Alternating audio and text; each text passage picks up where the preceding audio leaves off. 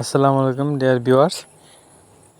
প্রথমে যেই লিমিট সুইচটি দেখতে পেয়েছেন সেটি হচ্ছে আমরা এই ব্লেন্ডারে সমস্যা পেয়েছিলাম, যা আমরা মিটারিং করে দেখেছি যে লিমিট সুইচটি ওপেন সার্কিট হয়ে আসছিল, যে কারণে ব্লেন্ডারটি অন হচ্ছিল না।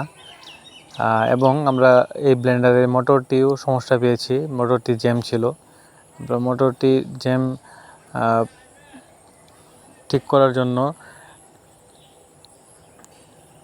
মোটরটি খুলেছিলাম এবং মোটরটি ইজি করার জন্য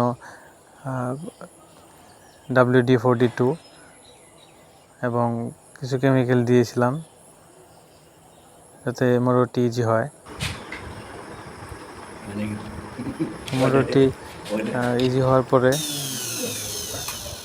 মোটরটি পাওয়ার দিই।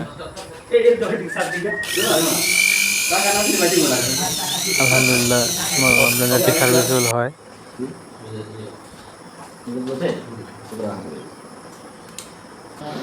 এই যে ব্লেন্ডারটি সার্ভিসেবল হয়েছে।